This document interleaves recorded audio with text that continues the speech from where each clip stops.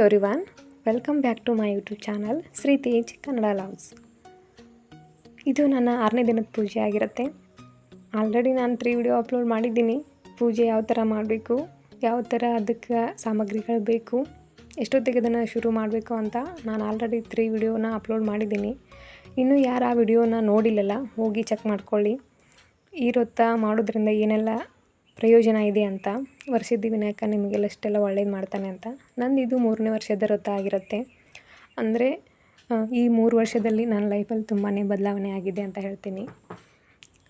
ಯಾಕಂದರೆ ಆ ವ್ರತ ಆಚರಣೆ ಮಾಡಿದ ಮೇಲೆ ಗೊತ್ತಾಗತ್ತಲ್ವ ಅನುಭವ ಏನು ಅಂತ. ಸುಮ್ಮನೆ ಹೇಳಿದ್ರೆ ಆಗಲ್ಲ. ಒಂದಷ್ಟು ಜನ ಹೇಳ್ತಾರೆ, ಏನು ಬಿಡು ಬೆಳಗ್ಗೆ ಎದ್ದು ಮಾಡೋಕ್ಕಾಗಲ್ಲ ಹಾಗೆ ಹೇಗೆ ಅಂತಿರ್ತಾರೆ. ಯಾಕಂತಂದರೆ ನಾವು ಎಷ್ಟೇ ಕಠಿಣ ವ್ರತ ಆದರೂ ನಾವು ಕಷ್ಟಪಟ್ಟು ಮಾಡಿದ್ರೆ ದೇವ್ರು ನಮಗೆ ಒಲಿತಾನೆ.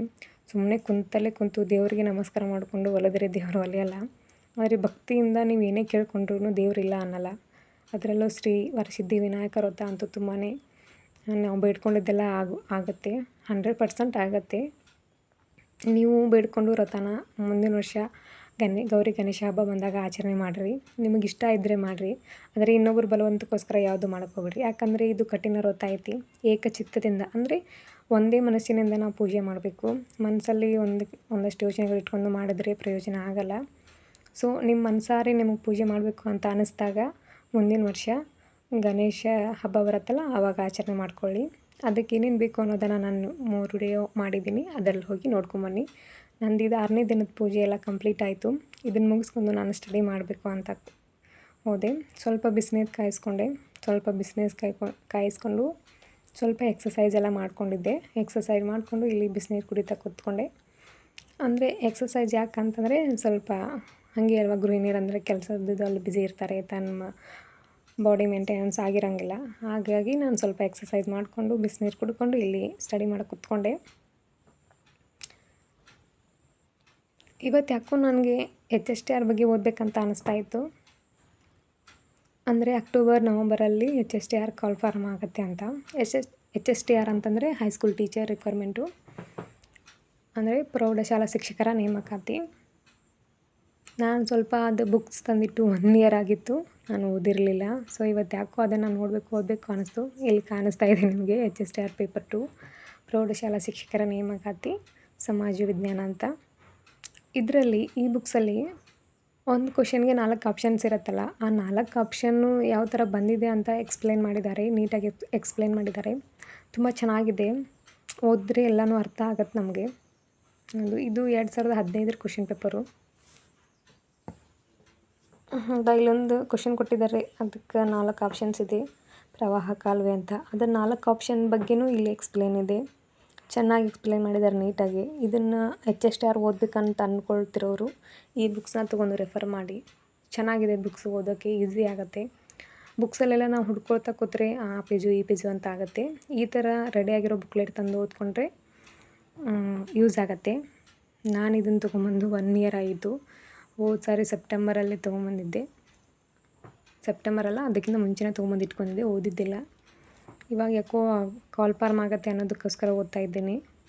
ನಾವು ಹೆಂಗೆ ಗೊತ್ತಾ, ನೀರಡಿಕೆ ಆದಾಗನೇ ಬಾವಿ ತೊಡೋಕೆ ಓಡಾಡ್ತೀವಿ. ಅಂದರೆ ಎಕ್ಸಾಮ್ ಕಾಲ್ ಆದಮೇಲೆ ಓದೋಕ್ಕೆ ಶುರು ಮಾಡ್ತೀವಿ. ಅದಕ್ಕಿಂತ ಮುಂಚೆನೇ ಓದ್ಕೊಳ್ಳೋಂಗಿಲ್ಲ.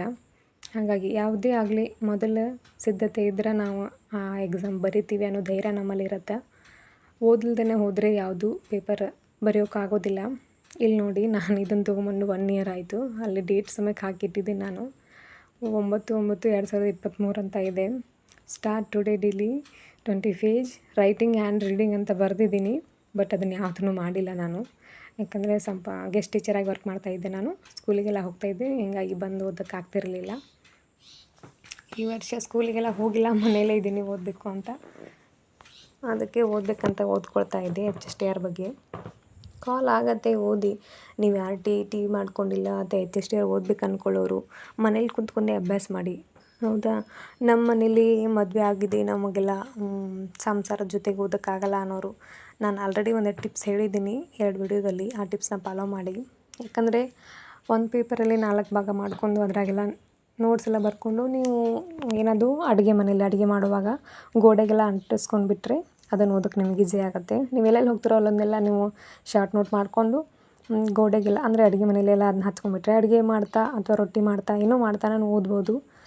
ಹಾಗೂ ಓದೋಕ್ಕೆ ನಡೆಯುತ್ತೆ. ಅಥವಾ ನಿಮ್ಮ ಮನೇಲಿ ಎಲ್ಲರೂ ಮಲಗಿದಾಗ ಓದ್ಬೋದು. ನೈಟ್ 10 ಗಂಟೆಗೆಲ್ಲ ಮಲಗಿರ್ತಾರೆ. ನೀವು ಸ್ವಲ್ಪ ನಿಮ್ಮ ಸ್ಟಡಿ ಕಡೆ ನೀವು ಗಮನ ಕೊಡಬೇಕು ಅಂತಂದರೆ 10 ಗಂಟೆಯಿಂದ 11 ಗಂಟೆ ಅಥವಾ 12 ಗಂಟೆವರೆಗೂ ಓದ್ಕೊಂಡು ಮಲ್ಕೊಂಡ್ರೆ ಆಗುತ್ತೆ. ನಾವು ಒಂದು ಗುರಿ ಸಾಧನೆ ಮಾಡ್ಬೇಕಂತಂದ್ರೆ ಯಾವುದೇ ರೀತಿ ಕಷ್ಟಗಳು ಬಂದರೂ ಫೇಸ್ ಮಾಡೋಕ್ಕೆ ರೆಡಿಯಾಗಿರಬೇಕು. ನನ್ನ ಓದೋದಕ್ಕಂತೂ ನಮ್ಮಲ್ಲಿ ತುಂಬ ಸಪೋರ್ಟ್ ಇದ್ದಾರೆ. ನಮ್ಮ ಹಸ್ಬೆಂಡ್ ಆಗಲಿ, ನಮ್ಮ ಮದರ್ ಇನ್ ಲಾ ಆಗಲಿ ಎಲ್ಲರೂ ಸಪೋರ್ಟಿವ್ ಇದ್ದಾರೆ. ಅದಕ್ಕೋಸ್ಕರ ನಾನು ಸ್ಟಡಿ ಮಾಡ್ತಾಯಿದ್ದೀನಿ. ಇಲ್ಲಿ ನೋಡಿರಿ, ಇಲ್ಲೊಂದು ಕ್ವಶನ್ಸ್ ಇದೆ ನಿಮಗೆ. ನಂಜನಗೂಡು ರಸಬಾಳೆ ಬ್ಯಾಡಗಿ ಕೊಟ್ಟಿದ್ದಾರೆ. ಅಂದರೆ ಆ ಊರು ಯಾವ್ಯಾವ ಬೆಳೆಗಳಿಗೆ ವೈಶಿಷ್ಟ್ಯತೆ ಇದೆ ಅಂತ, ಆ ಊರಿನ ವೈಶಿಷ್ಟ್ಯ ಬೆಳೆಗಳು ಯಾವ ಅಂತ ಇಲ್ಲಿ ಕೊಟ್ಟಿದ್ದಾರೆ. ನಂಜನಗೂಡು ಎದಕ್ಕೆ ಪ್ರಸಿದ್ಧಿ ಐತೆ ಅಂದ್ರೆ ರಸಬಾಳೆಗೆ. ಹಂಗೆ ಬ್ಯಾಡಗಿ ನಾನು ನಿಮಗೆಲ್ಲ ಗೊತ್ತಾಗೋದು ಮೆಣಸಿನ್ಕಾಯಿ ಅಂತೇಳಿ. ನಾನು ಓದ್ತಿರ್ಬೇಕಾದ್ರೆ ಅದೊಂದು ಕ್ವಶನ್ ಬಂದುಬಿಡ್ತು. ಅದಕ್ಕೆ ನಿಮ್ಮ ಜೊತೆ ಹಂಚ್ಕೋಬೇಕಂತ ಅನ್ನಿಸ್ತು. ಯಾಕಂದರೆ ಈ ಕ್ವಶನನ್ನೇ ನಾನು ಏನು ಮಾಡಿದ್ದೆ ಅಂದರೆ, ನಂದು ಇನ್ಸ್ಟಾಗ್ರಾಮ್ ಪೇಜ್ ಶ್ರೀಯುಕ್ತ ನಾಯ್ಕ್ ಅಂತ ಇನ್ಸ್ಟಾಗ್ರಾಮ್ ಪೇಜ್ ಇದೆ. ಅದರಲ್ಲಿ ನಾನು ಇದರ ಬಗ್ಗೆನೇ ಅಪ್ಲೋಡ್ ಮಾಡಿದ್ದೀನಿ. ಸೊ ಆಲ್ಮೋಸ್ಟ್ ಆಲ್ ಆ ಅಕೌಂಟಲ್ಲೆಲ್ಲ ನಂದು ಸ್ಟಡಿ ಬಗ್ಗೆನೇ ನಾನು ಏನದು ರೀಲ್ಸ್ ಅಂದರೆ ಅಪ್ಲೋಡ್ ಮಾಡಿದ್ದೀನಿ, ಪೋಸ್ಟ್ ಹಾಕಿದ್ದೀನಿ ಸ್ಟಡಿ ಬಗ್ಗೆನೇ. ಇಲ್ಲಿ ತೋರಿಸ್ತಾ ಇದ್ದೀನಿ ನಾನು ನಿಮಗೆ.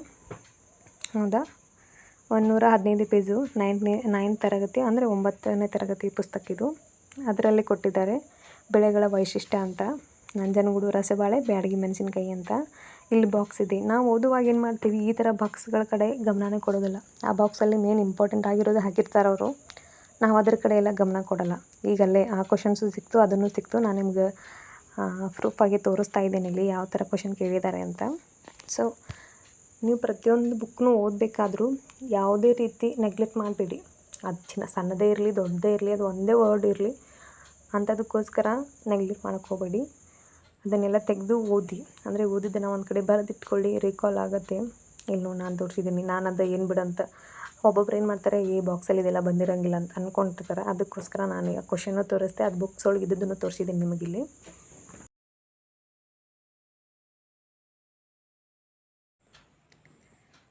ನಾನು ಆಲ್ಮೋಸ್ಟ್ 5 ಗಂಟೆಗೆಲ್ಲ ಓದೋಕೆ ಕೂತ್ಕೊಂಡಿದ್ದೆ. 5 ಗಂಟೆಯಿಂದ 6 ಗಂಟೆವರೆಗೂ ಅದೇ ಬುಕ್ಸ್ನೇ ಓದಿದೆ ನಾನು. ಒಂದು 50 ಪೇಜಸ್ ಎಲ್ಲ ಓದ್ಕೊಂಡಿದ್ದೆ. ಅಂದರೆ ಸ್ವಲ್ಪ ಲೈಟಾಗಿರಲಿ ಅಂತ ಅಷ್ಟೇ. ಅಂದರೆ 6 ಡೇಸ್ ಆಗಿತ್ತಲ್ಲ, ಬೆಳಗ್ಗೆ ಬೇಗ ಎದ್ದು ನಾನೆಲ್ಲ 7 o'clock ಹೇಳ್ತೀನಿ ಡೈಲಿ. ಪೂಜೆ ಇರೋದಕ್ಕೋಸ್ಕರ ಬೆಳಗ್ಗೆ ಬೇಗ ಹೇಳ್ತಿದ್ದೀನಲ್ಲ, ಅದಕ್ಕೋಸ್ಕರ ಸ್ವಲ್ಪ ಹೆಲ್ತ್ ಪ್ರಾಬ್ಲಮ್ಮು ಅಂದರೆ ಹೆಡ್ಡೇಕೆಲ್ಲ ಬರ್ತಾಯಿತ್ತು ನನಗೆ. ಹೀಗಾಗಿ ಸ್ವಲ್ಪ ಯಾಕೋ ಓದಿದ್ದು ಇಂಟ್ರೆಸ್ಟ್ ಅಂದರೆ ತಲೆಗೆ ಹೋಗಲಿಲ್ಲ ಅಂತ ಫುಲ್ ತಲೆನೋವು ಬಂದುಬಿಡ್ತು ಮಾರ್ನಿಂಗ್. ಅದಕ್ಕಾಗಿ ಸ್ವಲ್ಪ ಬಿಡು ಆಮೇಲೆ ಓದ್ಕೊಂಡ್ರಾಯ್ತು ಅಂಥೇಳಿ ನಾನು ಅಷ್ಟಕ್ಕೆ ಸ್ಟಾಪ್ ಮಾಡಿದೆ. ಸೊ ಅದರಲ್ಲಿ ಒಂದು ಸ್ವಲ್ಪ ಏನಾರ ಟಿಕ್ ಮಾಡ್ಕೊಂಡಿರೋದಿತ್ತಲ್ಲ, ಅದನ್ನು ಟಿಕ್ ಮಾಡ್ಕೊತಾ ಇದ್ದೆ. ಟಿಕ್ ಮಾಡ್ಕೊಂಡು ತೆಗೆದಿಟ್ಕೊಂಡೆ.